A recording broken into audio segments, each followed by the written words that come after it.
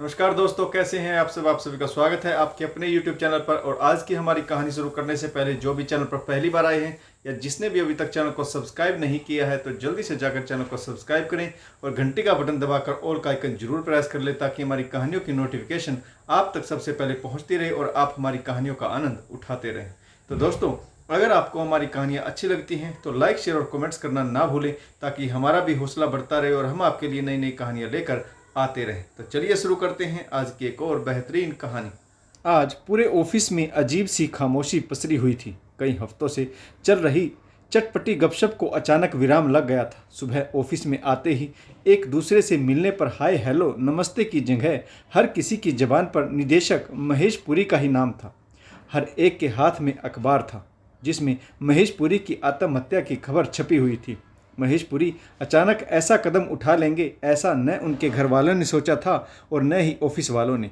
वैसे तो इस दुनिया से जाने वालों की कभी कोई बुराई नहीं करता, लेकिन महेश पुरी तो वास्तव में एक सज्जन व्यक्ति थे। उनके साथ काम करने वालों के दिल में उनके लिए मान और सम्मान था। 30 वर्ष के कार्यकाल में उनसे कभी किसी को कोई शिकायत नहीं रही। महेश पुरी बहुत ही सुलझे हुए, सभ्य तथा सुसंस्कृत व्यक्ति थे। कम बोलना, अपने साथ काम करने वालों की मदद करना, सबके सुख दुख में शामिल होना तथा ऑफिस में शांतिपूर्ण वातावरण बनाए रखना उनके व्यक्तित्व के विशेष गुण थे। लगभग 6 महीने पहले उनकी ब्रांच में कविता स्थानांतरण होकर आई थी। कविता ज़्यादा दिनों तक एक जगह टिक कर काम नहीं कर सकती थी। वह अपने आसपास किस्से, कहानियों, दोस्तों और संबंधों का इतना मजबूत जाल बुन लेती थी कि काम करने वाले कर्मचारी ऑफिस और घर को भूलकर उसी में उलझ जाते थे। लेकिन जब विभाग के काम और अनुशासन की स्थिति नियंत्रण से बाहर हो जाती तो कविता का वहां से स्थानांतरण कर दिया जाता। कविता जिस भी विभाग में जाती वहां काम करने वाले पुरुष मानो हवा में उड़ने लगते। हंस हंस कर सबसे बातें करना, चाय पार्टियां करते रहना, अपनी कुर्सी छोड़कर किसी की सीट पर जाकर बैठना कविता के स्वभाव में शामिल था। ऐसे में दिन का पता ही नहीं लगता कब पंख लगाकर उड़ जाता। कविता चीज ही ऐसी थी। खूबसूरत, जवान, पढ़ी लिखी तथा आधुनिक विचारों वाली फैशनेबल लड़की, नित नए फैशन के कपड़े पहनकर आना, भड़कीला मेकअप, ऊंची हील के सैंडल, कंधों तक झूलते घने काले केश, गोरा चिट्टा रंग, गठा शरीर और 5 फुट 3 इंच का कद। ऐसी मोहक छवि और ऐसा व्यवहार भला किसे आकर्षित नहीं करेगा। सहकर्मी भी दिन भर उससे रस ले लेकर बातें करते। कोई कितना भी कम बोलने वाला हो, कविता उसे कुछ ही दिनों में रास्ते पर ले आती और वह भी दिन भर बतियाने लगता। वह जिसकी भी सीट पर जाती उस सहकर्मी की गर्दन तन जाती, लेकिन शेष सहकर्मियों की गर्दनें भले ही फाइलों पर झुकी हों परंतु उनके कान उन दोनों की बातों पर ही लगे रहते। इतना ही नहीं, कविता जिस सेक्शन में होती वहाँ के काम की रिपोर्ट खराब होने लगती क्योंकि उसके रहते दफ्तर में काम करने का वातावरण ही नहीं बन पाता था। बस पुरुष कर्मचारियों में एक होड़ सी लगी रहती कि कौन कविता को पहले चाय का ऑफर करता है और कौन लंच का, किसका निमंत्रण वह स्वीकार करती है और किसका ठुकरा देती है। हालांकि कविता को उसके इस खुले व्यवहार के बारे में समझाने की कोशिश बेकार ही साबित होती। फिर भी उसकी खास सहेली रमा उसे अक्सर समझाने की कोशिश करती रहती, लेकिन कविता ने कभी उसकी एक न सुनी। कविता का मानना था कि यह 21वीं सदी औरत और मर्द दोनों के बराबर अधिकार है। ऐसे में मर्दों से बात करना, उनके साथ चाय पीने कहीं आने जाने में क्या हर्ज। आदमी कोई खा थोड़े ही जाते हैं, वह उनसे बात ही तो करती है। प्यार या शादी के वादे थोड़ी करती जो मुश्किल हो जाएगी। रमा का कहना था कि यदि ऐसी बात है तो फिर वह आए दिन किसी न किसी की शिकायत करके अपना स्थानांतरण क्यों करवाती रहती। कविता सफाई देते हुए कहती है कि इसमें उसका क्या कसूर। पुरुषों की सोच ही इतनी संकुचित है और कोई सुंदर लड़की हंसकर बात कर ले या उसके साथ चाय पी ले तो उनकी कल्पना को पंख लग जाते हैं। फिर न उन्हें अपनी उम्र का ख्याल रहता है और न ही समाज का। कविता को अपनी खूबसूरती का, उसे देखकर मर्दों के आहे भरने का, कुछ पल उसके साथ बिताने की चाहत का अंदाजा था। तभी तो उसने जो चाहा वह पाया। Out of turn promotion, out of turn मकान और स्वच्छंद जीवन। अगर कभी कोई उपहास परिहास में मर्यादा की सीमाएं लांघ भी जाए तो भी कविता ने बुरा नहीं माना। लेकिन कौन सी बात कविता को बुरी लग जाए और पुरुष सहकर्मी की शिकायत ऊपर तक पहुंच जाए अनुमान लगाना कठिन था। परिणाम स्वरूप कविता का स्थानांतरण दूसरी जगह कर दिया जाता। डिपार्टमेंट भी कविता की शिकायतें सुनकर और तबादले कर कर के परेशान हो गया था। महेश पुरी के विभाग में कविता का स्थानांतरण शायद दफ्तर की सोची समझी नीति के तहत हुआ था। इधर पिछले कुछ वर्षों से कविता की शिकायतें बढ़ती जा रही थी। डिपार्टमेंट के उच्च अधिकारियों के लिए वह एक सिरदर्द बनती जा रही थी। उधर पूरे दफ्तर में महेश पुरी की सज्जनता और शराफत से सभी परिचित थे। कविता को उनके विभाग में भेजकर डिपार्टमेंट ने सोचा होगा कि कुछ दिन बिना किसी झंझट के बीत जाएंगे। कविता भी इस विभाग में पहले से कहीं अधिक खुश थी। कविता की दृष्टि से देखा जाए तो इसके कई कारण थे। पहला, यहाँ कोई दूसरी महिला कर्मचारी नहीं थी। महिला सहकर्मी कविता को अच्छी नहीं लगती क्योंकि उसका रोकना टोकना, समझाना या उसके व्यवहार को देखकर हैरान होना या बातें बनाना कविता को बिल्कुल पसंद नहीं आता। दूसरा मुख्य कारण था, इस ब्रांच के अधिकांश पुरुष कर्मचारी कुंवारे थे। उनके साथ उठने बैठने, घूमने फिरने, कैंटीन में जाने में उसे कोई परेशानी नहीं होती क्योंकि उन्हें न अपनी पत्नियों का डर होता और न ही शाम को घर भागने की जल्दी। यही कारण था कि कुछ ही दिनों में कविता जान पहचान की इतनी मंजिलें तय कर गई जो दूसरे विभागों में वह आज तक नहीं कर पाई थी।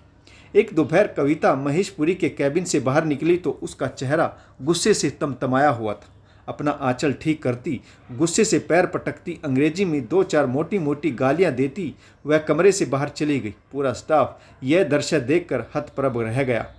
कोई कुछ भी न समझ पाया। सब ने इतना अनुमान जरूर लगाया कि कविता ने ऑफिस के काम में कोई भारी भूल की है या फिर उसके खिलंदड़े व्यवहार और काम में ध्यान न देने के लिए डांट पड़ी। दूसरी तरफ सब लोग इस बात पर भी हैरान थे कि साहब ने कविता को बुलाया तो था ही नहीं, फिर उसे साहब के पास जाने की जरूरत थी क्या थी। फाइल तो चपरासी के हाथ भी भिजवाई जा सकती थी। ब्रांच में अभी अटकलें ही लग रही थी कि तभी कविता विजिलेंस के 3-4 उच्च अधिकारियों को साथ लेकर दनदनाती हुई अंदर आ गई। वे सभी महेश पुरी के कैबिन में दाखिल हो गए। मामला गंभीर हो चला था। कर्मचारियों की समझ में कुछ भी नहीं आ रहा था। अधिकारियों का समूह अंदर क्या कर रहा था किसी को कुछ पता ही नहीं लग रहा था। जैसे जैसे समय बीत रहा था बाहर बैठे कर्मचारियों की बेचैनी बढ़ने लगी। वैसे तो वे सब फाइलों में सिर झुकाए बैठे थे लेकिन ध्यान और कान दीवार के पार लगे थे। कुछ देर बाद विजिलेंस अधिकारी बाहर बिना किसी से कुछ बात किए चले गए। उनके पीछे पीछे कविता भी बाहर आ गई। परेशान, गुस्से में लाल पीली बड़बड़ाती हुई अपनी सीट पर आकर बैठ गई और कुछ लिखने लगी। किसी की भी हिम्मत नहीं हुई कि पूछे आखिर हुआ क्या। पुरी साहब आखिर किस बात पर नाराज, उन्होंने ऐसा क्या कह दिया। कविता भी इस चुप्पी को सह नहीं पा रही थी। वह गुस्से से बोली, समझता क्या है अपने आप को, इसके अपने घर में कोई औरत नहीं है क्या। सुनते ही सब अवाक रह गए। सबकी नज़रों में एक ही प्रश्न अटका था, क्या महेश पुरी भी। किसी को यकीन ही नहीं हो रहा था। कविता फिर फुफकार उठी, बहुत शरीफ दिखता है ना, इस बुढ़े को भी वही बीमारी, जरा सुंदर लड़की देखी नहीं कि लार टपकने लगती। इतना सुनते ही पूरी ब्रांच में फुसफुसाहट शुरू हो गई। कोई भी कविता की बात से सहमत नहीं लग रहा था। पुरी साहब किसी लड़की पर बुरी नज़र रखें यकीन नहीं हो रहा था, लेकिन कुछ लोग यह भी कह रहे थे कि कविता अकारण तो गुस्सा ना करती, कोई कारण तो होगा ही।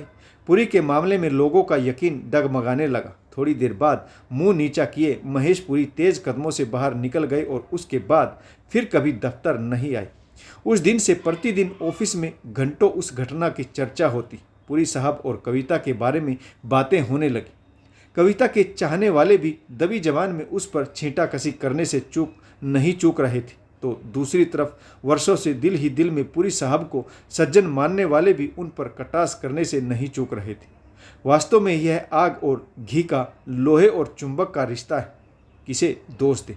पुरी साहब तो उस दिन के बाद से कभी दफ्तर ही नहीं आए, लेकिन कविता शान से हर दिन दफ्तर आती, यहाँ वहाँ बैठती, जगह जगह पुरी साहब के विरुद्ध प्रचार करती रहती। दिन में कई बार वह इसी किस्से को सुनाती थी कि पुरी ने उसके साथ दुर्व्यवहार करने की कोशिश की। नाराज होते हुए सबसे पूछती, खूबसूरत होना क्या कोई गुनाह है? क्या हर खूबसूरत लड़की बिकाऊ होती है? नौकरी करती हूँ तो क्या मेरी कोई इज्जत नहीं है? लोग पूरी हमदर्दी से सुनते, फिर कुछ नमक मिर्च अपनी तरफ से लगाते और किस्सा आगे परोस देते। बात आग की तरह इस दफ्तर तक ही नहीं, दूर की ब्रांचों तक फैल गई। कविता के सामने हमदर्दी रखने वाले भी उसकी पीठ पीछे छीटाकशी से बाज न आते। दफ्तर में इस घटना के लिए एक जांच कमेटी नियुक्त कर दी गई। जांच कमेटी अपना काम कर रही थी। एक दो बार पुरी साहब को भी ऑफिस में तलब किया गया। शर्मिंदगी से वे जांच कमेटी के आगे पेश होते और चुपचाप लौट जाते। वर्षों साथ रहे पुरी के पुराने दोस्तों की भी उनसे बात करने की हिम्मत नहीं हो रही थी। किसी की समझ में नहीं आ रहा था कि पुरी साहब से क्या कहें, क्या पूछें। आज का अखबार पढ़ते ही रमा स्वयं को रोक ना सकी और कविता के घर पहुंच गई। वह कुछ साल पहले महेश पुरी के साथ काम कर चुकी थी। कविता का चेहरा कुछ उतरा हुआ था। रमा को देखकर वह कुछ घबरा गई। गुस्साई रमा ने बिना किसी भूमिका के समाचार पत्र कविता के सामने पटकते हुए पूछा, यह क्या है? शर्म से मर गया और क्या? कविता, तू कुछ भी कहती रहे, लेकिन मुझे लगता है उस दिन उसने तेरी नहीं बल्कि तूने उसकी इज्जत पर हाथ डाला था। उस दिन से वह शर्मिंदा हुआ मुंह छिपाए बैठा था और तू है कि जगह जगह अपनी इज्जत आप उछालती फिर रही। मुंह क्यों नहीं छिपाता? वह उसने काम ही ऐसा किया था। क्या किया था उसने? पूछते हुए रमा ने अपनी आंखें कविता की आंखों में गड़ा दी। तुझे क्या लगता है मैं झूठ बोल रही हूँ? नहीं नहीं, इसीलिए तो पूछ रही हूँ, आखिर क्या किया था उसने? क्या इतना काफ़ी नहीं कि उसने मेरी इज्जत पर हाथ डाला था? इस पर भी तू चाहती है कि मुझे चुप रहना चाहिए था? वह इज्जतदार था तो क्या मेरी कोई इज्जत नहीं है? इसीलिए तो पूछ रही हूँ कि आखिर उसने किया क्या था? अच्छी जिद है। तू नहीं जानती कि एक औरत की इज्जत क्या होती है? इतना ही अपनी इज्जत का ख्याल है तो उस दिन से जगह जगह अपनी इज्जत क्यों उछाल रही? फिर वही बात। अरे भाई, 21वीं सदी है। आज मर्द अपनी मनमानी करता रहे और औरत आवाज़ भी ना उठाए। 21वीं सदी में ही क्यों अन्याय के विरुद्ध आवाज़ उठाने का हक तो औरत को हमेशा से ही। लेकिन क्या? लेकिन यह कि आवाज़ उठाने के लिए कोई बात तो हो, हवा देने के लिए चिंगारी तो हो। रमा, तुझे तो हमेशा से मैं गलत ही लगती हूँ। तू ही बता, एक औरत होकर क्या मैं इतनी बड़ी बात कर सकती हूँ? यही तो मैं जानना चाहती हूँ कि एक औरत होकर तू कैसे। चल छोड़ रमा, अब तो वैसे भी किस्सा खत्म हो गया। एक भला आदमी अपने माथे पर कलंक लेकर जान देने पर मजबूर हो गया। उसका परिवार बेसहारा हो गया और तू कह रही है कि किस्सा खत्म हो गया। बस कर रमा, मेरी दोस्त होकर तुझे उससे हमदर्दी। बस कर, मैं वैसे ही बहुत परेशान हूँ। तू क्यों परेशान होने लगी? उस दिन से आज तक दिन में भी 20 बार तू यही किस्सा तो सुना रही। लोगों ने सुन सुनकर तिल का पहाड़ बना दिया। आज मैं पूछ रही हूँ तो टाल रही। बता तो सही, आखिर उसने तेरे साथ क्या किया था? उसने वह किया था जो उसे नहीं करना चाहिए था। कविता गुस्से से कांपने लगी। फिर भी क्या? रमा को जैसे जिद हो गई थी कि वह कविता के मुंह से सुनकर ही मानेगी। कविता गुस्साई नागिन की भांति फुफकारने लगी। रमा अभी भी निडर हो उसकी आंखों में आंखें गड़ाए बैठी थी। तू जानना चाहती है ना उसने मेरे साथ क्या किया था? उसने मेरा ऐसा अपमान किया था जो आज तक किसी मर्द ने नहीं किया। 6 महीने हो गए थे मुझे उसके सेक्शन में काम करते हुए। उसने कभी आंख उठाकर मेरी तरफ नहीं देखा। इतनी उपेक्षा मेरे रंग रूप की, इतनी बेजारी मेरे बनाव सिंगार से। जब से मैंने होश संभाला है मैंने मर्दों को अपने पर मरते फिदा होते पाया है। मैं जिस रास्ते से भी निकल जाऊं, मर्द मुझे मुड़कर देखे बिना नहीं रहते। वह किस मिट्टी का बना हुआ था मैं नहीं समझ पाई। अपना यह अपमान मैं नहीं सह पाई। कविता एक सांस में कह गई। क्या? रमा अवाक रह गई। जानती है उस दिन मैंने नई डिजाइन की साड़ी पहनी हुई थी। सुबह से हर कोई मेरी तारीफ करता नहीं थक रहा था। मैंने लंच तक 2 बार उसको बहाने से गुड मॉर्निंग की और वह बिना मेरी तरफ देखे जवाब में फुसफुसाकर चल दिया। लंच के बाद मैं एक जरूरी फाइल के बहाने से उसके कमरे में गई, लेकिन उसने आंख उठाकर नहीं देखा, अपने काम में व्यस्त। बोला, रख दो कविता, तू पागल तो नहीं हो गई? रमा लगभग चीख उठी। तू नहीं समझेगी।